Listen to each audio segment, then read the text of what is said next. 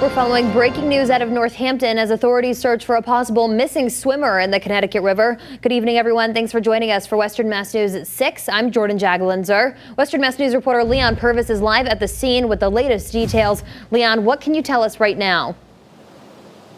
Jordyn, we've been here on scene just before the 5 p.m. newscast tonight, and I'm going to give you a look of what it looks like right now. Crews are still currently searching.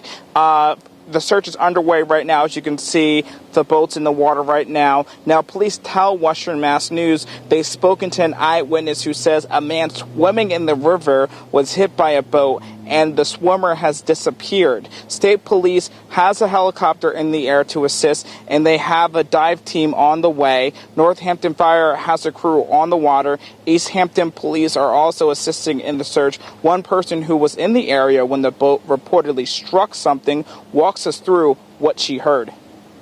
And we all heard like a thud, something definitely got hit. And my friend was, in a panic, and he's yelling at the boat, stop, stop, stop. The boat did stop, but then it proceeded to want to go again.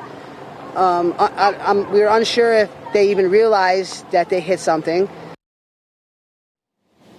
Police are unsure how long they will be searching for tonight. They tell us if someone went to the beach today and they did not come home, to call police. Live in Northampton, Leon Purvis, Western Mass News. Leon, thanks for that live report. Turning now to our coronavirus pandemic special coverage. New information could come out as soon as this week about a possible game plan for schools to reopen in the fall. A return to school working group created by the Massachusetts Department of Elementary and Secondary Education has been busy working on different scenarios. Western Mass News reporter Sarah Gurnelli spoke with a member of the advisory group to get some insight into how they're moving forward. She joins us live in Springfield with what she learned today. Sarah? Jordyn, this group has been meeting at least twice a week since May to try to help the state figure out what's the best way to move forward as to opening schools in the fall. Educators are in uncharted territory when it comes to sending students back into schools in the fall due to COVID-19. We've never been in a pandemic like this. We've never been told we can't go to school for months. We've never had to do entirely remote learning. For guidance, the Massachusetts Department of Elementary and Secondary Education created a return to school working group. It's made up of about 50 people, including educators, students, and parents from all over the state, including Western Mass. The group is set up to help the state develop a recovery plan for the next academic school year. The state broke them into 4 subgroups based on their specialties. Among them, behavioral health and social and emotional learning.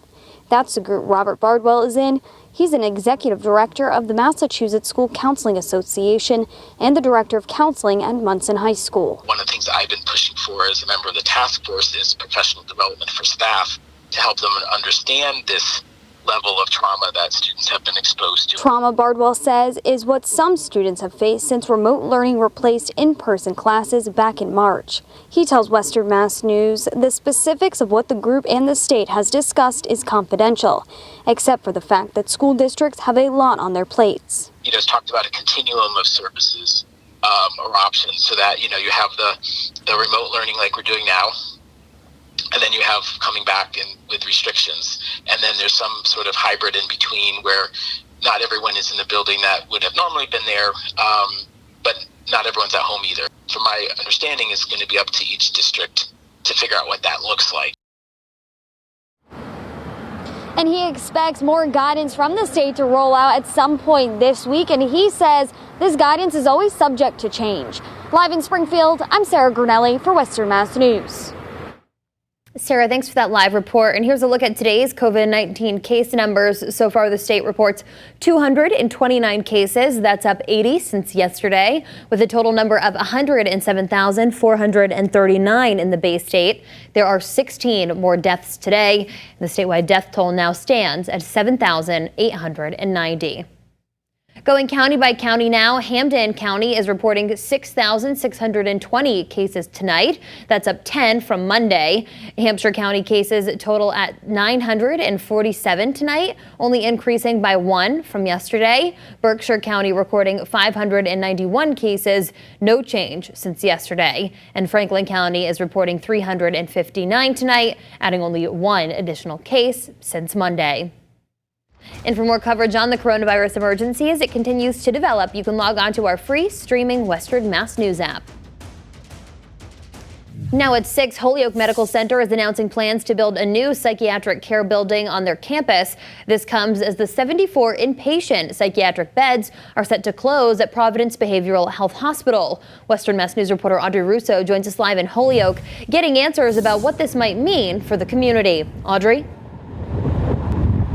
Trinity Health New England will discontinue the 74 inpatient beds that they operate at Providence Behavioral Health Hospital. This is happening on June 30th, a week from today. Hospital officials say that the reasoning is because there's no longer enough psychiatrists to keep the patients safe. Now, Holyoke Medical Center releasing plans for an 84-bed psychiatric health facility, and their officials today expressing no concern about a similar shortage. Obviously, we're going to have a need of behavioral health beds in the region. Holyoke Medical Center President Spiros Hatiras says the goal is to build an 84-bed behavioral health pavilion as soon as possible. Hatiras says the planned facility will serve adult and geriatric psychiatric patients, notably absent pediatric beds. We don't really have pediatric services here at Holyoke Medical Center. Trinity Health New England, in a release to Western Mass News, announcing an end to their inpatient services, including pediatrics, at nearby Providence Behavioral Health Hospital. In May, Trinity claimed the reason was a shortage of psychiatrists.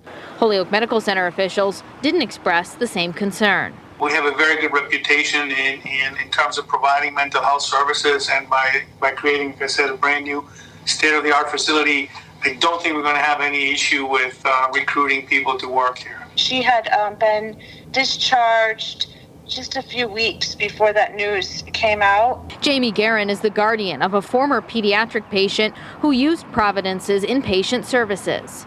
She said even at that time, it took days for a space to open up for the teenager.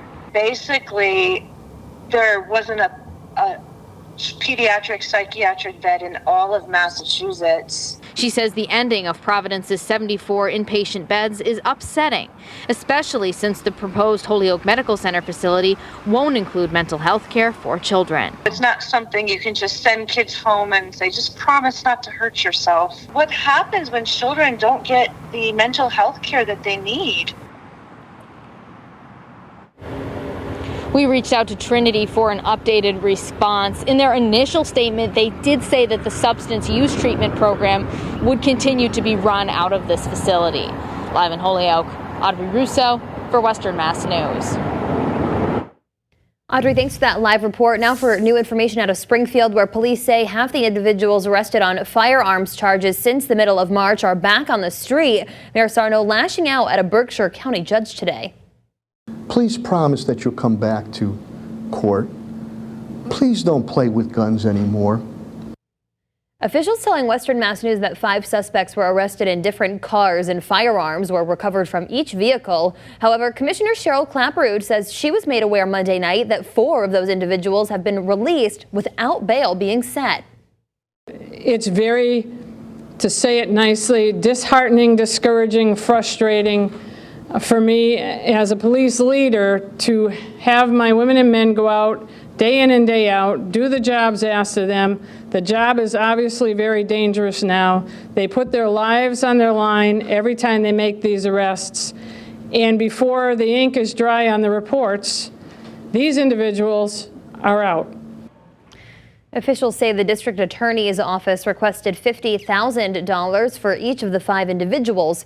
However, a judge released them with the only condition they not possess firearms.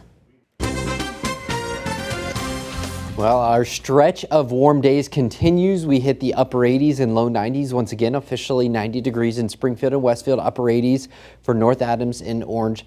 So that brings our heat wave to 4 straight days to start out the summer months. 92 on Saturday, 92 on Sunday, 94 on Monday, and 90 degrees today. We likely break our heat wave heading into tomorrow with the threat of some showers as the cold front passes through, and right now tracking a few sprinkles through Great Barrington. We did have some light showers up in Franklin County earlier. Those have since moved northward into Vermont. So right now we're dry. You see a few of those puffy cumulus clouds squeezing out a couple of raindrops in portions of the area. We do have some dry conditions into the evening, but we're back to some fogginess into tomorrow morning. I do think that we'll start out mostly cloudy with some fog, and then there's the front that pushes through as we go into the midday hour. Here's 2 o'clock clearing out. You feel a dramatic change heading into your Thursday with nice and comfortable humidity values. Back into the upper 60s, low 70s overnight tomorrow. Returning to the middle 80s, we'll call it midday scattered showers. Not everyone's seeing them,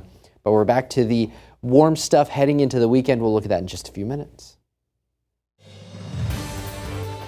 Hair removal services can officially be open, but as Western Mass News found, many are deciding to keep their doors closed. I'm Sabrina Riley, and coming up, I'll have more on what's fueling their decision.